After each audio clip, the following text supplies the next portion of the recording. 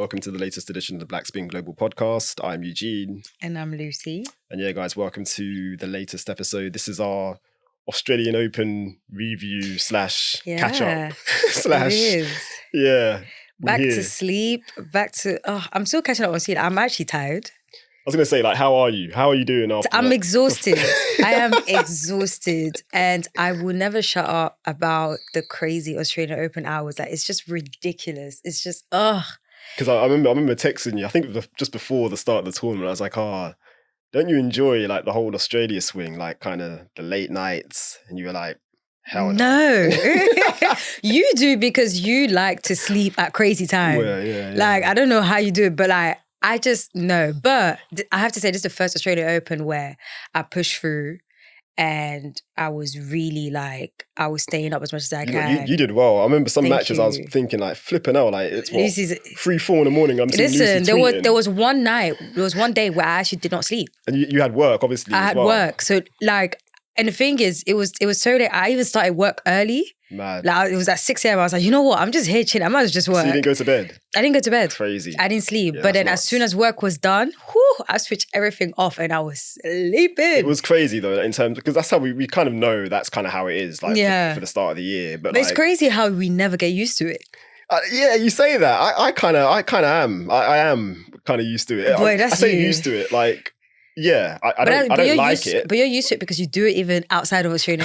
Exactly. Kind of. Yeah. I'm a night owl. So for me, it's Exactly. not as like deep, basically. But I understand and like I appreciate and respect the effort. Someone like you who you go to bed at a normal time. Yeah. You wake up at a decent hour too. Yeah. So yeah, it just completely messes up your whole kind of, like bedtime it's different. flow. Yeah, like, it's just different. But you made it. Well done. I made it. Congratulations. Thank you. and on that note, I think we should start with congratulating the champions. So let's start with the women. Yes. Aryna Sabalenka defending her title. Didn't drop a set. Yeah, she did it for the whole fortnight. Yeah, she came in really. It's so. Do you know what? It's so funny because whenever we were speaking about it, like Sabalenka did not come into my mind at all. Really? As in, like on our preview. Our preview pod. Like when we're talking about winners and stuff, like I was thinking about so many other people, but Sabalenka, for whatever reason, she wasn't there. And not in like in a disrespectful way, like she can't play well. But for some reason, I just forgot about her. And then it's like, but then I shouldn't have done that because she always makes her second week of Grand Slams, you know, and apparently she played, I didn't watch any of her matches before Australia Open. Okay. But she didn't, I don't think she played any. She played Brisbane. She was at the final. She played Brisbane. Okay. Did she not win that? I don't know if she played Brisbane. I don't think she played a warm-up event. She did. I know Sinner didn't. She did. But, hold on, let me check here. It was Rebecca. She was in, yeah. She was in the final. It was her and Rebecca, yeah. And Rebecca beat her. Yeah, Rebecca beat her, yeah. But like, exactly, so she was playing strong and I think even apparently some of the exhibition matches that she was playing at, apparently she was playing so well and everything. Yeah. So yeah, but shout out to her, like the fact that she did, like she's a defending champion, you know, and it shows as well how much of a strong player that she is. Because from what I remember, so last year she won Australia Open. I don't know how well she played at the French Open. I can't remember. Wimbledon, she was at semi-finals, quarterfinals. I think semis, yeah. US Open final, and then boom, Australia Open. She did like this is really, and she has outside of Grand Slam, she has mad titles as well. She also reached number one as well last year. Reached number one, yeah, exactly. So I'm not mad at that at all. I like Sabalenka. If I was a fan of her though, I would be stressed out because watching a Sabalenka match as a fan of hers, you'd be so stressed out. But she has grown so much mentally. Like she's so much like stronger, like mentally and even physically. She's a very, very, very hard hitter as well. So yeah, shout out to her, man. She did play well. I mean, the match we both probably focused on the most of hers was against Coco. Coco, yeah. We'll speak about later on in terms of Coco's run, but I thought that match was a high quality match. And Coco had her moments, like she could have won that first set. Like she was serving for the first set at one point. But yeah, that was the kind of toughest match for Sabalenka in throughout her run. In the final, she played Qinwen Zheng. Shouts out to her being Chinese. I think the first Chinese to reach a final since Lina, yeah. And also now she's top 10 as well. Exactly. Number 7 in the world, which is a good look. Crazy. But everything you just said about Sabalenka, I completely agree with. Like, she deserves to kind of be where she's at, and like she's one of, if not the most consistent players like on the WTA tour. Facts, yeah. And I think it's just always nice as well. Like, there's been kind of discussion or talk about like her run was like too easy in terms of like not so much the draw, but just I'm so sorry to cut you off, but I feel like so many people were talking about this Australia Open. Yeah. About so many different players though. Because I'm kind mainly WTA players. Yes, I'm saying, and I don't like that. Because I'm with you. For me, it's like, why can't there be a dominant player? Like, on the men's side, it seems like it's fine for that to happen, but on the women's side, it's like an issue. No, it's true. A lot of times, the only time people mention easy draws or the only players is always with WTA players. And also, one thing that whenever I was seeing those comments, I always remembered what you said once in a pod where you were like, when it comes to Grand Slams, you don't know what to expect because everyone is on 10. Exactly, yeah. Like, everyone is on 10. The way some of these players were playing 2 weeks ago, another 250 or 500 is nowhere near at the Australian Open. Hence why, even for WTA, there was... Bro, respectfully, I was seeing names that I was like, who are these names? Like, who are you? Like, really in a respectful manner. I was just like, yo, I do not know this name, but shout out to you for making it this far. And like, shout out to you. But it just shows to you how much like you don't know what to expect. So I'm not saying that, pointing out the difference of someone's draw against like someone else's or saying how they play these type of players it's still a good point, but it's not a good, like, you can't say that's the only reason or make it seem like, oh, that happened. You look at someone's draw and you're like, oh, that's what happened. Yeah, that's how they won. No, that means you're also excluding everything else. Exactly. Their skills, their ability, their mental state, everything, the work that the team has been putting in and stuff. So if it's another small tournament, then whatever, yeah. But when it comes to a Grand Slam, I'm so sorry, we can't always bring out the draws. Like, I'm not saying don't, but don't make it seem like that's the only reason why they won. Or they progressed. Yeah, exactly. Yeah. I think that's even unfair to players as well. I can't stand it, and I completely agree. So well said. On the men's side, we should shout out Jannik Sinner as well. First time Grand Slam winner. Wow. Amazing. I think he was like everybody's kind of tip to be the next one as well. Yeah, and like, he was. It's nice how that's kind of happened at the first Slam of the year. So again, he was very impressive. I don't think he dropped a set until the semi-final.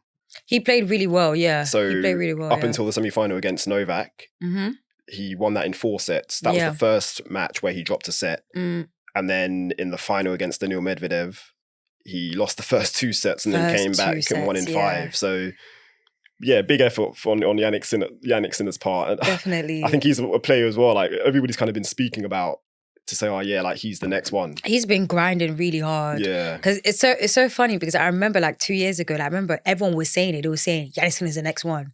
And I was looking at, I think you even said it as well. And I was even looking at it, I was like, what? and then I was like, okay, you know what? Since everyone's going on about this, let me keep an eye on him. So last year when I saw him like grinding, I was like, okay, I see it. I got here late. I'm sorry guys, I got here late, but at least I'm here.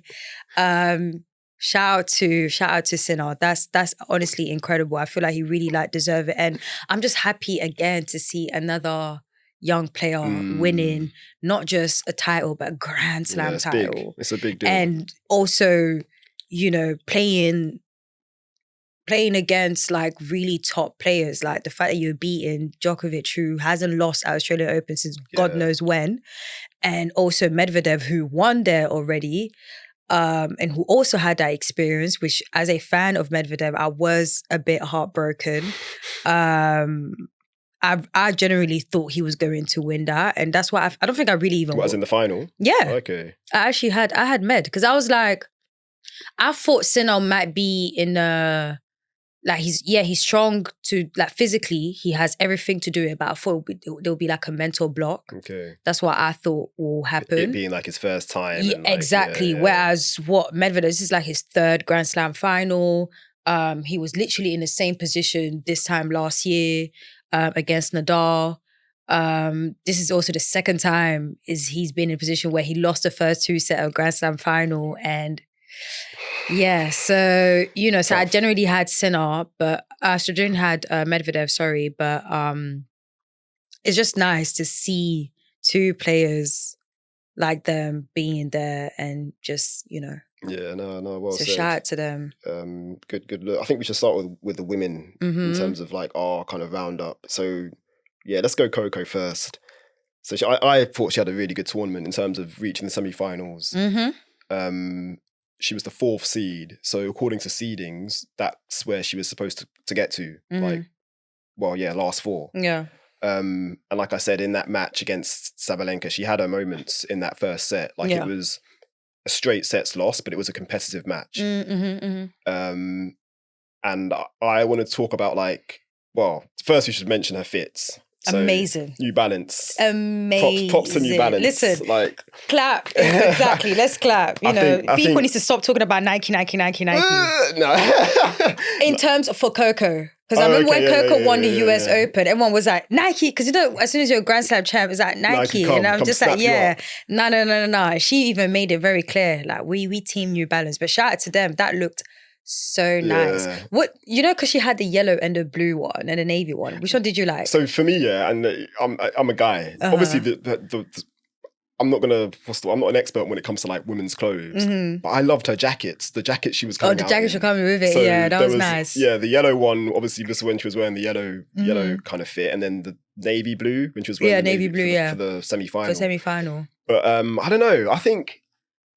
Well, she was unbeaten in the yellow, wasn't she? So I'm gonna say yellow. I'm saying yellow because bright colours on black woman, 10 out of 10. Like I agree. Really, the navy one was really nice, but for me the yellow just stood out and it really like popped out the design. I love the navy she was wearing actually in Auckland where she won at the start. Oh yeah, that one. Yeah, that was nice. Was yeah, that was nice. But yeah, I agree. I think the yellow was probably popped a bit more.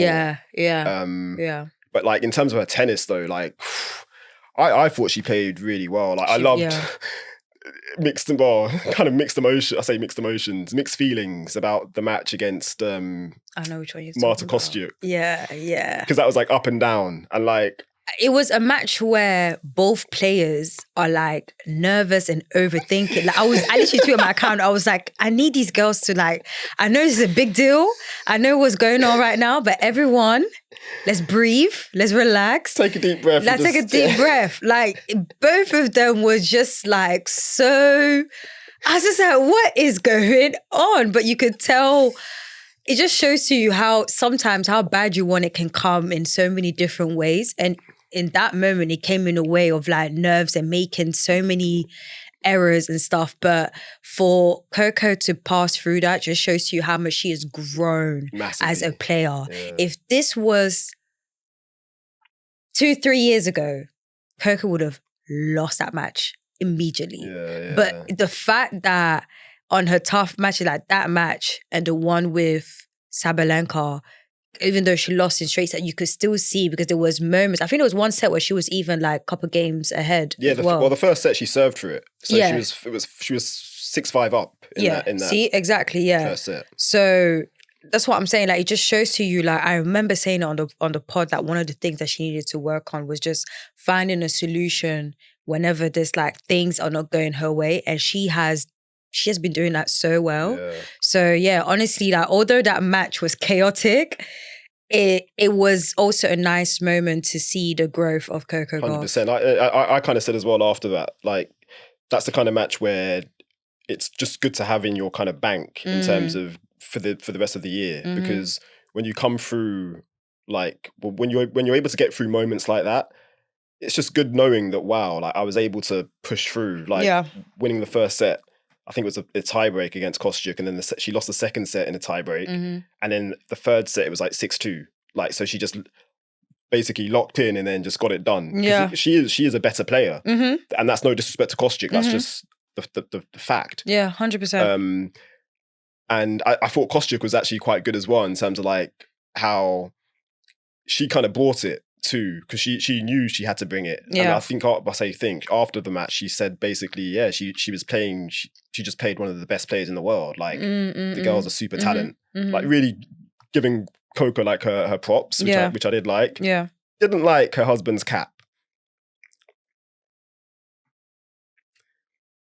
Can I tell you something? I was surprised that you actually made a tweet. No, I had to, man. I thought you, because normally I'm the chaotic one. I don't think that's that chaotic, though, to be honest. No, it wasn't chaotic, but do you get what I mean? I hear you. But didn't like it.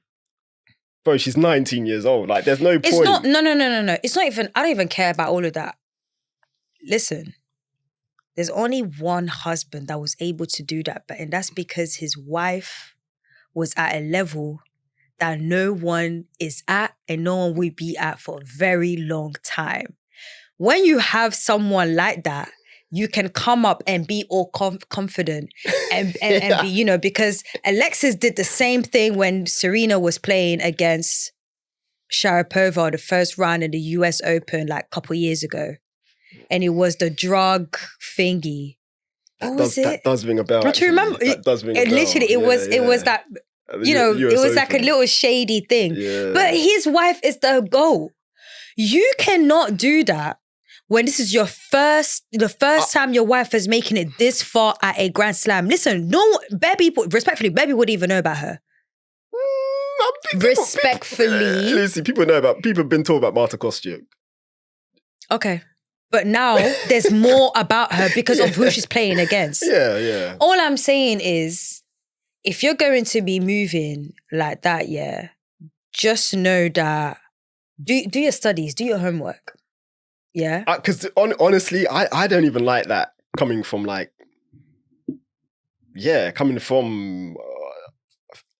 Alexis even. No, personally, I like it because, well, beside the fact that I like chaos, it's just entertaining. These are the type of things that makes the sport entertaining. Yes and no. Why don't you like it? Because it's too personal. Like that's literally like the kind of the competition between the players. Okay, do you get it? You Not know the what? teams. Maybe okay. Let me take back the Alexis thing. Let me take Alexis because that's not a good comparison because there's actually been something between Serena and Sharapova on and off the court. Yeah. But they're fine now. So, they're fine now. Yeah. On and off the court, proper there was up, like, as we go along. So I get that. But with him, however, it just didn't make any sense at all. Because it's like, why would you do that when your wife is playing against a Grand Slam champion? Yeah. Listen, let me get something straight to you guys. Do not think that Coco Gauff is only going to win that one slam and go. Let's get that very clear. She's going to be here for a while. She's going to win those slams. She's going to be number one. She's going to keep on winning. So don't come here with your hats and trying to do little jokes. It's not happening, bro. If you're going to do that, make sure that when your wife comes on court, she's winning their matches respectfully. Mic drop. I like that, Lucy. That was hard. I'm just saying. That was hard. Because I think that's why he had the confidence to do what he did. Yeah, no, I hear you. Did that because for him, he was looking at Coco like, what? Her? Yeah, no. This is not Coco Gauff from 2-3 years ago. We have Coco Gauff from US today. Open US Open champion. Get it right. Put some respect on the name, man. Put some respect on it. But no, I thought it was a great match. And I did like, there was nice mutual respect between both of them as well at the end with the embrace at the net. Yeah. I'm big on that. Like, you are, yeah. I love all that kind of stuff. And even her, back to the hat thing, she actually addressed it with a little shady comment. She was like, shake your... I was going to say, was the dance at the end, was that not... See, I don't know. I thought it was the same as well. I thought that was what she was doing. Wondering if the dance also was a reply to the hat. If I was her, I would even made eye contact with him like... Because I'd like to think and then she did it on IG story. Let us know what you guys think. Yeah, let us know what you guys think. Because everyone was sharing the dance, but no one was putting the two and two together. So I thought, okay, maybe I'm over exaggerating. So the fact that you said it, says something. I think it was. But yeah, we'll see. Yeah. Maybe Coco can tell us. Coco, tell us. But no, shout out to Coco Gauff. I think, well, yeah, she's also now back up to number 3 in the world as well after that run. Mm-hmm. So, yeah, like she's just doing all the right things. Like, I think also we tweeted she's reached the semi-finals or better at all the Grand Slams now, apart from Wimbledon. Mm-hmm. And yeah, like she's done that as a teenager. Which we will do this year. Like, yeah. Facts. We just need Wimbledon to balance everything up. It's coming this year. So yeah, shout out to Coco Gauff. Jasmine Paolini. Boy. What a tournament she had. So she reached the second week for the first time at any major. And this is also her first major where she was actually seeded. So, man, I did watch most of. I watched all her matches. I think I think I watched most of them all. She played Diana Schneider in the first round, won that in straights. Yeah, she didn't drop a set as well up until the match she lost. Yeah.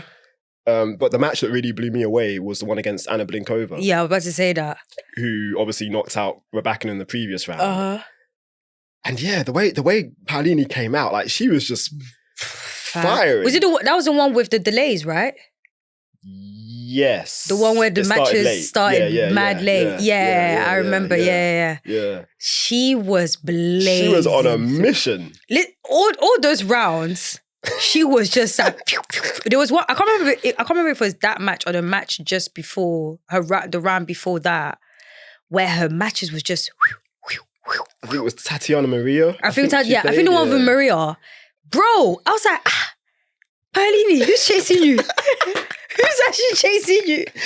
What's going on? This girl was wasted. That first set, it blew. Yeah, she was fine. It was only the second set that it started a bit, because like Tatiana started like picking up.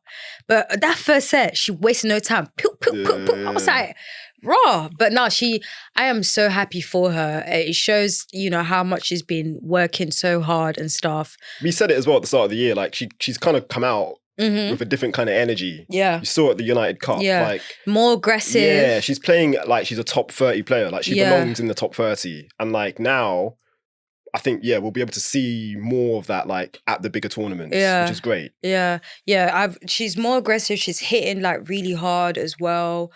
She was moving so well. Yeah, that's what impressed me the most, actually, the aggressive like nature of her play, because she's kind of more known for being like defensive because of her kind of build. She's small and like she's a great mover. Yeah, but like she was attacking. She was, and I always said that her power was one of her strongest, move. Like, but I kind of feel like a lot of people underestimated that. I don't think a lot of people realize it, and I always knew it.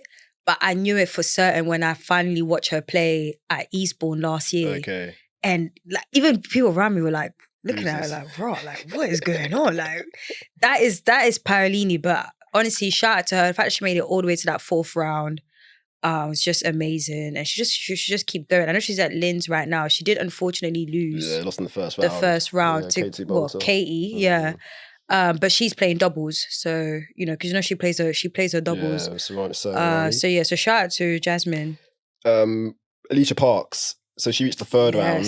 Again, that's the furthest she's reached at a Grand Slam. And yeah, she was knocked out by Coco Gauff in straight sets. But yeah, I think again, props to Alycia. Which was a very nice moment. It was nice seeing that. Moment. And I did you watch her press like before that match? So after her second round match, because obviously after the second round she knew she was going to be playing Coco in the third round, and it's the thing with Eurosport or Discovery Plus, whatever it is. Oh yeah, you can watch the press. Yeah, it's really so cool. Good. Yeah, but I think it stopped after. I'm not sure, but I wasn't able to see it. Like after in the second week, it wasn't there. I don't. Oh, is it? Yeah, I saw the things. I saw the box there, but I never really clicked on it. Okay. Sometimes I was when there's actually a player there and it's just, but you're not actually clicking on it. I saw it, but I didn't really realize. But it's a nice feature because it kind of makes you like, because I just go on YouTube. But the thing is, the issue with that is that I even try to put my notification up for the Australian Open channel, so then when a video is up, I get a notification. But the problem is that as the day goes, I'm forgetting to go. It's only till I open Twitter that I see a clip. But yeah. But yeah, she was talking about the match obviously before playing Coco, just saying how yeah, like obviously they've known each other for a while as well, and like it was going to be a special moment, and it was, like you said, yeah. And even Coco had some nice things to say too, saying that like she's one of the most. She say she's one of the most athletic players like in the game, like as in put her in like the top 5, which is a big statement. Yeah. But yeah, Coco won that pretty comfortably in the end. I think that match for Alycia, like it was, I don't want to say like overwhelming, but I think, I don't know, the overwhelming is not the right word. I can't think of the word I'm trying to think of, but Coco's experience like kind of won out on that. Yeah. And like obviously Alicia's not really been to that kind of stage before at a Grand Slam, so it wasn't like a massive surprise to kind of see her not able to like perform to like her best abilities. Yeah. But it will come. Like 100%. The crazy thing is as well, what, she's 22 or 23? Yeah. Coco's 19. Yeah. But yet Coco's the more experienced one, like in these situations, which is kind of crazy. But again, it just shows like that's the game. Like, but I think they had a different route as well because Coco never went through juniors. Exactly. Well, no, Coco did play juniors. Alycia but she didn't play. Alycia didn't. Oh, yeah. Because Coco won. Did she win the French? I think she won the French Open Juniors. Coco. Okay. But yeah, Alycia, she didn't go the junior route. So exactly, that also plays into it too. But yet they're both professional players, like on the WTA tour, which is great to see.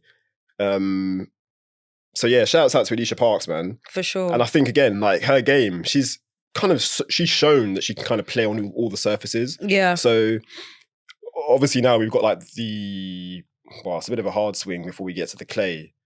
But I'm expecting her to do some good things. Like she's got Lyon to defend coming up soon. Which is indoors, and then she does have a decent record indoors. But yeah, hopefully she can like rack up some wins. Yeah. Heading into like the French and stuff. Definitely. Sloane Stephens, we should talk about. She reached the 3rd round. She took out the 14th seed Daria Kasatkina in the 2nd round, and that was in 3 sets. So she lost the first set, came back and won it. Yeah. In 3.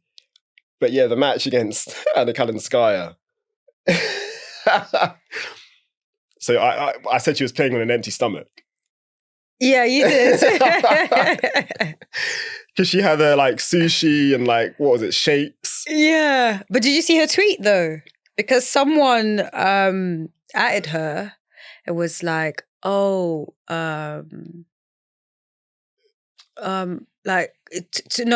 he actually even took a screenshot of the food and was like, and I think he tagged her on the photo or something like that. She replied. Let's get it up. He was like, what, Sloane? What is going on here? And she was just like, she was hungry and that was the only thing that her team could actually find. But I'm like, bro, a smoothie and sushi. Maybe athletes are different, innit? Tennis players are different. But if you give me smoothie and sushi, I'm sorry. It was Christian Court? Yeah. Or Christian's Court. So yeah, he tweeted that picture. We'll put it up on YouTube so you'll be able to see it. But yeah, he said smoothie and sushi during a match is crazy, Sloane. And then, like, the crying emoji. And like you said, the screen grab of like the food. Yeah. I think I said, like Uber Eats. Like, yeah, you were like, yeah. Uber Eats coming courtside, that's kind of mad. But like you said, so she just said, in response to that, Sloane said, we had a long first set, I was hungry, and this is all my team could find. And then 2 emojis. But listen, I think, listen, when you're hungry, you gotta eat. Bro, a smoothie, but then again, it depends what type of smoothie it is. If it's like a banana smoothie, you're done. I don't eat sushi, so I don't really know how it digests. See, I was just about to ask you, could you ever eat sushi and then run? Because you're a runner as well, anyways. I don't know, I probably wouldn't. I don't know, man. But I'm not a professional athlete. I don't know. Exactly, that's what I'm saying. That's what I'm saying. Maybe with these athletes, it's different, innit? But all I know, if you give me sushi and smoothie, I'll be like, you know what? I'm done with this match. That's a slump. Let me go. I have no... It's not I don't even want to risk eating and then running like that. But yeah, it is what it is. She got her food anyways. But no, shouts out to Sloane. I think the win against Kasatkina, I can't even say her name. Kasatkina. That was big. Yeah, obviously Kasatkina is a top 20 player. And like, yeah, Sloane, she was playing with like intention. Mm-hmm. And like, there was kind of talk about, like, I think it was Nick Kyrgios coming out and saying, like, Sloane, because he was doing a lot of commentary throughout the whole Australian Open and just doing a lot of like social media stuff as well. Yeah, like, he's been active. Very, very active. I don't know. I don't mind seeing that, like, in terms of players. We kind of had it with Chris Eubanks as well, saying it's good to have a player's insight. 100%. Yeah, I'm down for it. In the commentary box. Yeah. But yeah, like Sloane was playing with a lot of intention, like, and there was desire and will to like win matches, which was good to see. Yeah. So as I'm just looking here, Felix Auger-Aliassime, he was actually a breakdown. He's now leading in the first set. So let's go. So yeah, shouts out to Sloane, man, reaching the third round. And again, I don't think she'd lost in the first round of Australia. Wait, you didn't continue your Nick thing? Or was that what you had to say? Yeah. Oh, okay. I thought you wanted to say more. Sorry, my bad. Go on. Oh, what? No. No, I actually thought, but I didn't realize you were, because I didn't know he was commentating Stevens' match. No, he wasn't commentating that match. I'm just saying what he was saying before. Oh, before the Australian Open. Yeah. Saying like Sloane's a quality player. Like, yeah. Basically, she needs to play with more effort. Yeah, looks like she, like, listen, I bet you any money. She definitely she saw that. She was at bet. She saw that video and she was like, I'm gonna show you, you're out here talking. Would Nick say that to her face? Ooh. Maybe you'll edit that out. I'm joking. No, why we edit it out? That's a very good question. Would Nick actually say it to that Sloane's face? I hope he would. It's bold. Because the reason why it's hard to answer is because we know that he's chaotic when it comes to like outside. But we don't know how he is privately. Like the way he talks on court, is that how he talks in the locker room? Who knows? That's what I'm saying. So it's hard to answer that. Who knows? He probably won't though, because Sloane Stephens is a married woman and I know for sure that her black husband gone, he's not going to take no business, no nonsense from anybody. Oh, Josie Altidore. Shouts out. But yeah, back to the women. So Naomi Osaka, I think we should talk about her as well. For sure. That was a first round blockbuster against Caroline Garcia, we should actually say. Which... Quite frustrating though, because, sorry to cut you. No, go on. But like, yeah, a lot of anticipation coming into that match. Obviously, Osaka being a 2-time champion and like, this is her first slam back. And Caroline Garcia being the player she is, a lot of excitement, and quite rightly so. Mm-hmm. And it did live up to it. Like, obviously, Osaka lost, but again, it was competitive. And it was a straight sets defeat. But what annoyed me is the fact that, Garcia then loses in the second round to Magdalena Freck. Like, no. Okay. Not only did she just like lose, she did not play nowhere near the same good tennis that she did on that first round. You always say it though, like players, they bring it. Come on. And that needs to be reminded to the people that are chatting crap. Oh, okay, and that was annoying me. Because there was some people were saying it and people were like, oh no, Osaka is this, Osaka that, da da da da. When this time, Garcia said that she cried when she saw that she was playing against Osaka the first round. She was like, what the F? And I don't blame her, because it's like, first of all, it's a four-time Grand Slam champion. And yes, she'd be out of the game, but when we watch her play at Brisbane, she didn't look like somebody that's been out for so long. So I understand why Garcia wanted to cry. So why are you people trying to pretend like Osaka's not a big deal for them to be shook and scared? We told you guys, these girls were scared. We were literally saying it on the pod, like, these WTA players saw that Osaka's coming back and was like, what the hell are we going to do? What is going on? And she got them out there playing their best tennis. Garcia was playing really well. Personally, I think I said it on the pod, which a lot of people were saying, even in the comments on YouTube and stuff, like they were like, wow, Lucy, like I'm surprised that you're saying that you think it's going to be a tough one. Not only like I said, I explained it already with Garcia, like she's one of them players where she has improved a lot, and I feel like people kind of forgot because last season it was a bit up and down. Yeah. But on top of that as well, these women know you know, like, they're playing against Osaka. It's not going to be an easy match. She even said it as well. She was like, yo, she was playing really well. Like, she couldn't believe just how well she was playing, despite her being off court for like so long. So, honestly speaking, the way, not in a negative way at all, I wasn't too surprised the way that the match went. I personally did not think it would. I knew it was going to be a tough one. Maybe at least one set, but I didn't expect so much from Osaka, to be honest, to be very honest with you. Like, that was her third match of the year. And then you have, I'm not even going to say and she hasn't played, what, 15 months? 15 months, third match of the year. Yeah. And it's just like, new body, new environment, new everything. Like, like she just gave birth. Yeah, and her child hasn't even started crawling yet. You're out here. You get what I mean? It's kind of been like kind of well publicized as well. Like, in terms of like she's at the very early stages of her comeback, and also her coach Wim Fissette, he's also said that like basically he's not expecting much at the start of the year. It's later on. Yeah. So like the US hard court swing, that's where he's saying that's where she's going to be playing her like best tennis. So yeah, like basically this whole year is a free hit for Osaka. Exactly.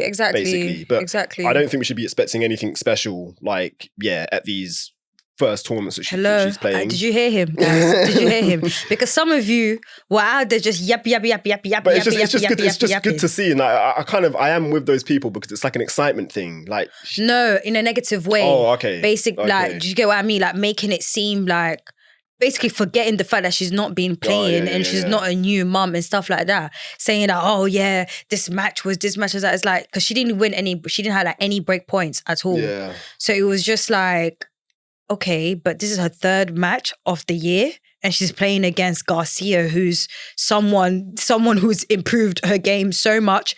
And Garcia's never played like that before. That's another thing as well. It's like everyone was out here talking about how Osaka was doing this, but it's like, for those who are not watching, Felix just won the first set, and Eugene has like his laptop on the side of it and trying to watch the match, and he just won the first set. So let's keep going. Let's go, Felix. But Garcia played like crazy. Yeah, she was. Yeah, I was like, Garcia, allow her, man. Come on, allow her at least one break point. Like, she's a new mum. She was on it. She's a new mum. But also, we have to talk about Osaka's fit. So the Nike kind of came through, as they always do for Osaka. Actually, they do. Yeah. So she had a custom like dress. It was a dress, wasn't it? It was a dress. One Yeah. piece. Yeah. The jacket as well. Short. I loved the jacket. I loved the jacket. It wasn't sequin. It was just shiny. It was just like I forgot the name of the thing, but it was really, really nice. Yeah. And she was warming up in that as well, which was quite nice. But she did say, she's like, I don't care, I'm wearing this again. So I'm hoping when we'll bring it out in Abu Dhabi. Yeah, exactly. So that wraps up the women. Let's go over to the men now. So let's start with Ben Shelton. Last year's quarterfinalist. He reached the third round. Went down in epic fashion to Frenchman Adrien Manarino in 5 sets. And it was like, that was one of those matches as well that started, I didn't have any sleep. So that started at like, what? Yeah, I remember, 5 o'clock our time. Yeah. Maybe even later. And it was a long ass match. And it finished at like, 11, going to 12. I was like, geez, I had work at like 2 o'clock. Anyway. I remember. Yeah, and I think I messaged you. I was like, can you go to bed? I was like, can you actually go to bed? Watching that match, I was like, Ben... And I said this to you after the match as well. I was so frustrated seeing all the tweets saying, "Oh my God, like how could he lose to Manarino? Like he's a." Everyone was saying that. Yeah. I was so annoyed. I was annoyed too. Like those tweets pissed me off. People need to realize, and we've said this before. Like we said it last year. Ben Shelton, he is like his ranking. It's basically he's playing above where he's at, if that makes sense. Yeah. So like. There's a term, I can't figure the term, and I used it last year, but like, he's a victim of his own success. So the fact that he kind of burst onto the scene, had these massive results, like early on in his career, the ranking like shot up. Yeah. and yet he was like a rookie. Do you get it? So like this is his first season as like, well, a sophomore, you would say, isn't this the second year? So like he's kind of more used to kind of the environment and like the kind of traveling and like what it all kind of entails now. So, but at the same time, it's only his second year. Like he's still kind of learning as he's going along. So there needs to be more like grace and just acknowledgement of that. Yeah. And that's something for me that does frustrate me, like kind of when I do read the tweets, which I do kind of, I try to stay away from them, to be honest, but I know players see it too. And that's what irritates me. I was like, if you're a fan, and a lot of these guys are fans of him, like, just tweet some like positive shit. Forget the negativity. Do you get me? Yeah. But yeah, just back on his tennis, like, who did he play in the second round? I know he played Batista Agut in the first round. He got through that in straight sets. No, I think it was 4 sets. No, it was straight set for Batista. Was it straights? Yeah. And then he played against Christopher O'Connell. So yeah, the O'Connell match. That one wasn't. He lost the third set. Yeah. And that was on John Cain Arena. The same... No, it wasn't. So yeah, John Cain Arena is like one of the show courts. But it's like obviously smaller than Rod Laver. But the atmosphere for that match, obviously O'Connell's Australian. So like he had all the Australian fans going crazy. Yeah. And like Ben's a likable guy. Yeah. So like it was weird like seeing... when it was the other way around. Yeah, but he still had a good amount of fans, like basically rooting him on, which was good to see. And he acknowledged that as well at the end of the match, which I loved. And also just shows how like he's so aware of like where he's at. Yeah. And like that for me as well, as a fan watching, I love the fact, I love knowing that a player is like engaged with the crowd. Yeah. Because that adds to it, like in terms of the experience. Yeah. So he was like, the atmosphere was electric, and he was like, oh yeah, sorry, your guy lost. But like, the support was just amazing. So like, keep bringing it basically. And then obviously the match against Adrian Manarino, he had like his French contingent all going crazy. Yo, as well. What was going on in the Australian Open this year? They were a lot. The French fans were going. I was loving it though. It was bringing like cool. A nice like atmosphere. Like when Monfils was playing, when Arthur Fils was playing. Like I love with Fils as well. They had someone was wearing like the French football shirt, but they had they had Fis's name on it. See, that's what I'm saying. Hard. Even when Garcia was playing as well, she was even like she was blown away. Like you could even during the match, you could see that it was really like making her feel good. So shout out to those French fans that were the Australian Open, man. Like you guys really brought the energy. But back to Shelton though, like I just feel I feel like basically reaching the third round.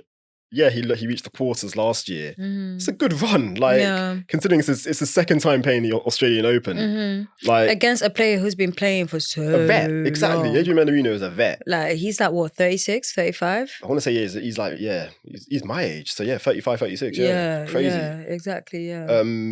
But yeah, what did you make of Shelton? Like, honestly, it's hard for me to say anything because I agree with everything you said. That was just spot on. I wasn't like too like fast or like crazy about him like losing. I was like, you know what, third round, it is what it is. We go again. Do you get what I mean? Like, I still feel like he's gonna have like a great season 100%. Anyways. And he was still playing like really well. And it's not a match that he lost in straight sets. That match was 5 sets. Yeah. It went out for a very long time. So yeah, shout out to him. In a way, I do have to admit, if he won that match and then it led into Ben versus Djokovic, I wanted to avoid that. Novak, only because of the online tweet, like the tweets and the comments and stuff. I did not have it in me to deal with that again because we dealt with it before twice.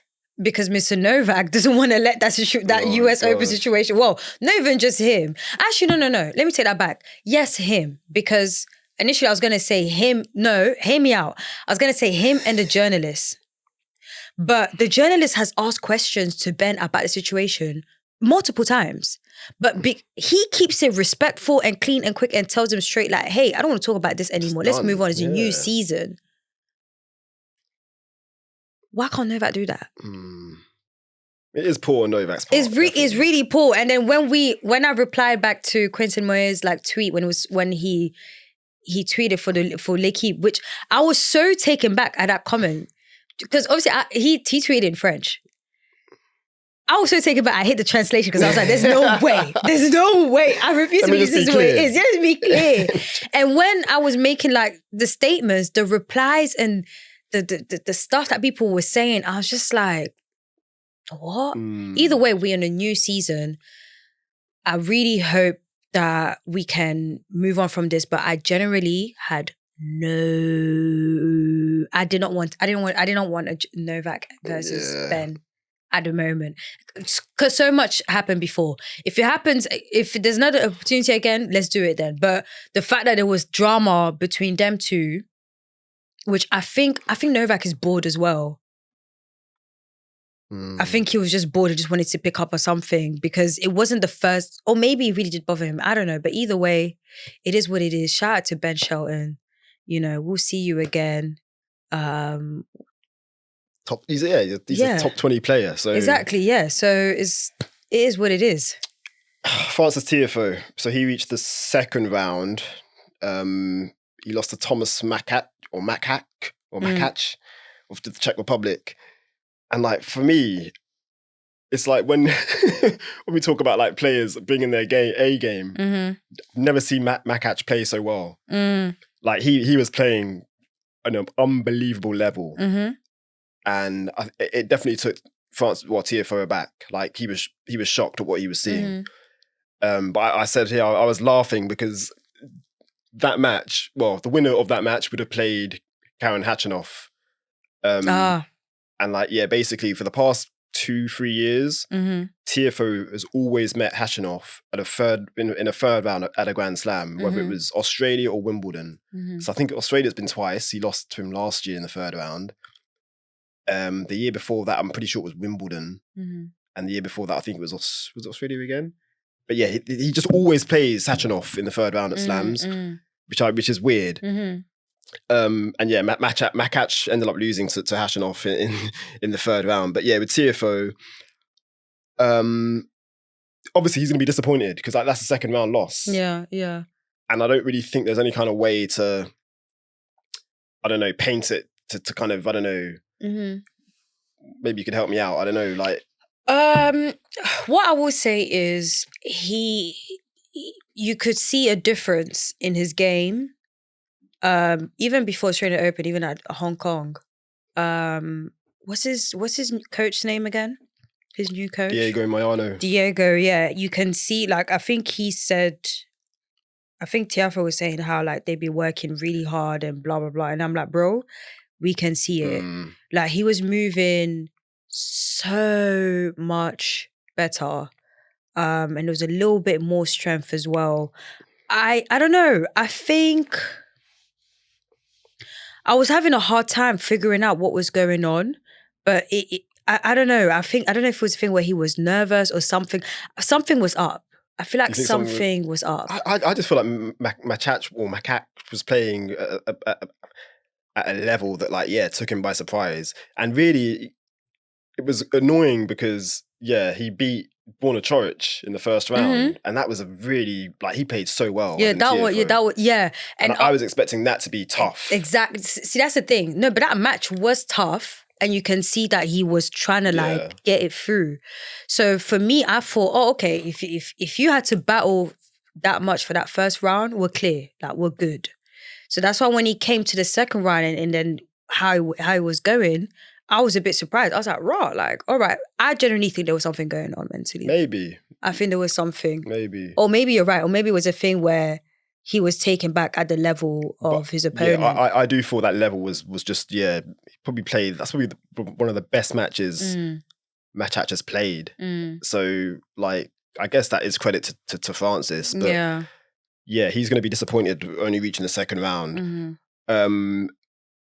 Another player that reached the second round. So basically, the men, Ben did the best. He reached the third. Yeah. No. To be fair, Felix, we just completely skipped past Felix. Oh yeah, that's true. We skipped.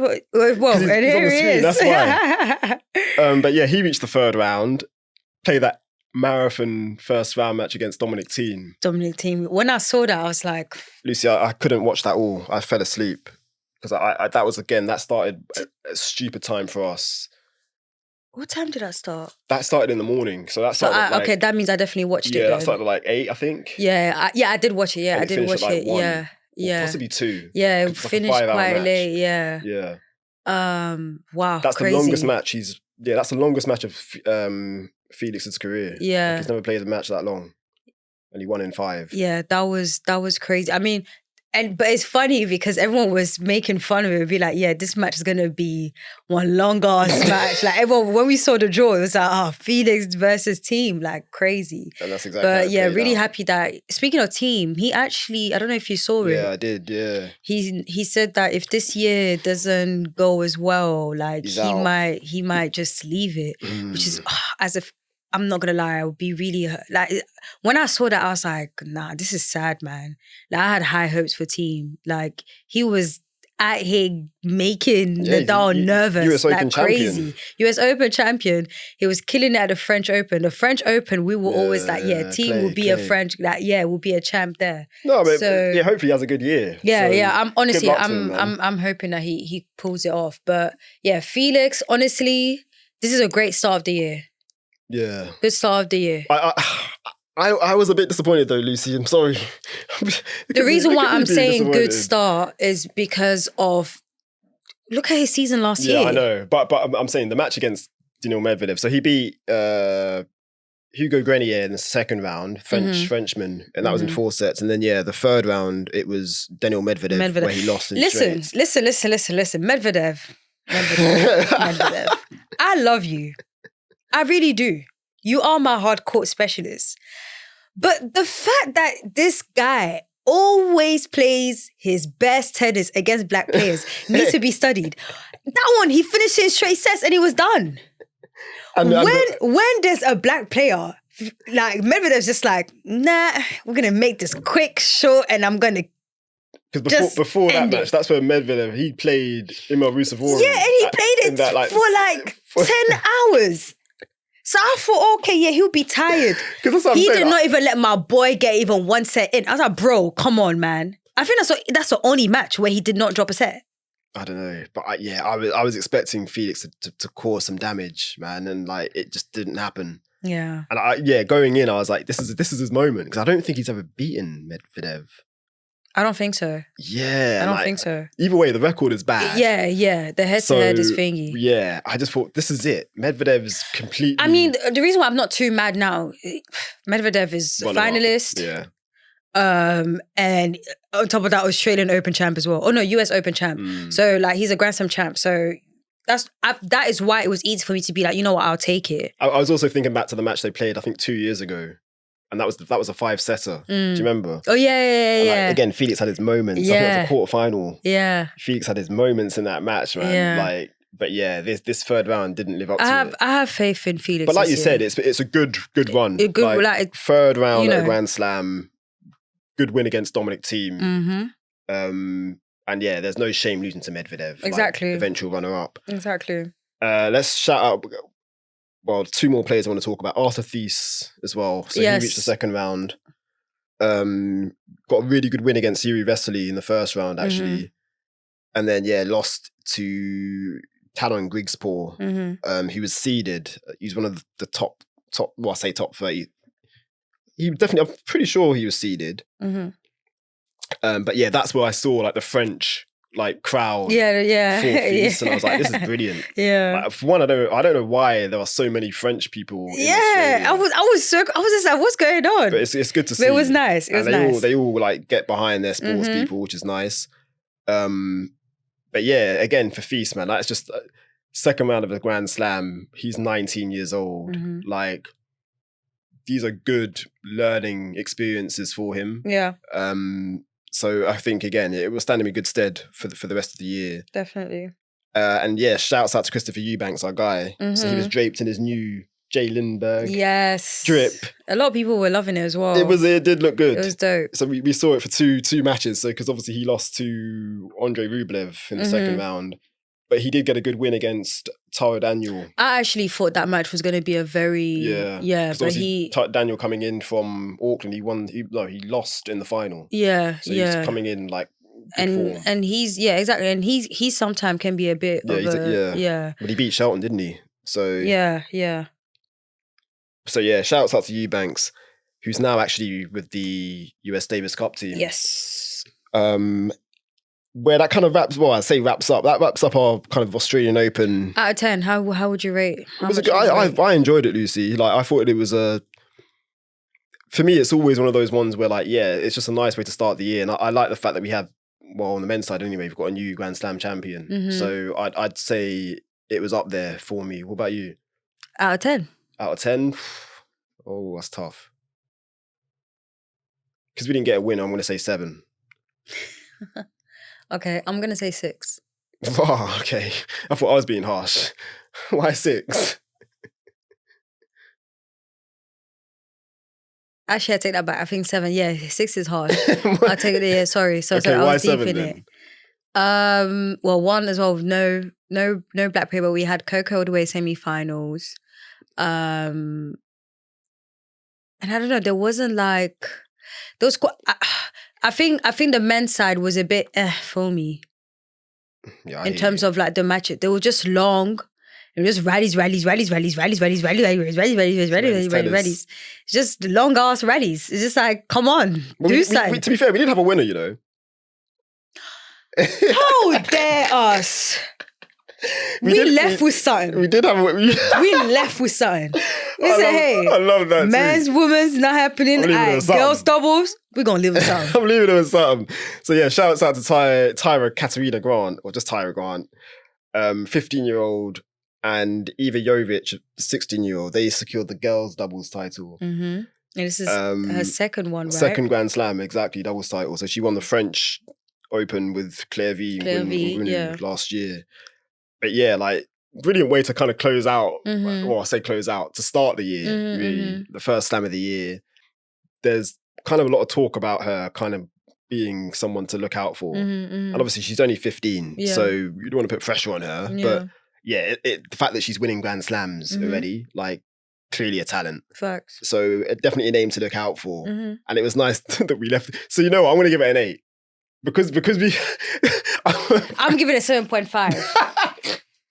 I'm giving it an 8. I'm giving it 7.5 mainly because I'm in, like, you know, the ATP were out here giving me long ass matches. Like, bruh, I want to go sleep. Come on. But yeah. So yeah, shouts out. And yeah, happening now. So we've got Michael Mmoh playing in Montpellier. Yes, he reached like his first quarterfinals. So yeah, he reached his first quarterfinal since February of last year. So yeah, as we record this tournament's still going on. Yeah, and then I think he's playing tomorrow. Yeah, Friday, exactly. And then we've also got Eubanks, Fils and Auger-Aliassime in Davis Cup action. Well, today. Where's that Davis Cup again? So they play in, because they're, it's different. Oh yeah, true. So like their home ties for some and away ties. So I think USA, they're playing Ukraine, but they're playing in like Lithuania because of like the war and stuff. And actually Eubanks is playing, so he was actually just, I don't want to say reserve, but he wasn't due to play any matches, but Taylor Fritz has pulled out. Right, okay. So Eubanks is stepping in. So that'd be quite nice to see. I think that'd be his debut as well in the Davis Cup. I think so, yeah. So yeah, good luck to Eubanks. Instead we had, did we talk about Linz? We did. We said Paolini, she lost in the first round. Yeah, she lost first round, yeah. And I think that was... Parks, she also lost in qualifying. She's playing doubles though with Asia Mohammed. But they just lost right now. Yeah. Literally, because I just got the notification. Annoying. Okay. Yeah. But it was 3 sets though. Is that a quarterfinal or semi? Oh, not sure. I think it's quarters. We know Parks is going to play a double. So shouts out to her. At least she put in some matches in, but yeah. And then next week now we've got Abu Dhabi. So Osaka, she's back.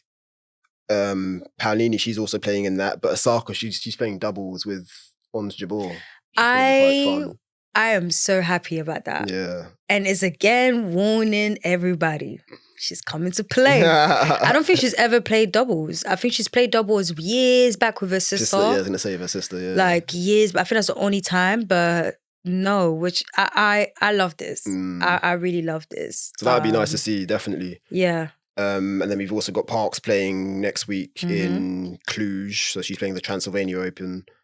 And then, on the men's side, we've got, it's a big one in Dallas, actually, all the Americans. So Shelton, Tiafoe and Eubanks, they're all playing in Dallas. Yes. So that wraps up this episode, Lucy. Again, sorry I was late, man. It's a good 20 minutes late. I'm so sorry. All right, guys, listeners. Cut.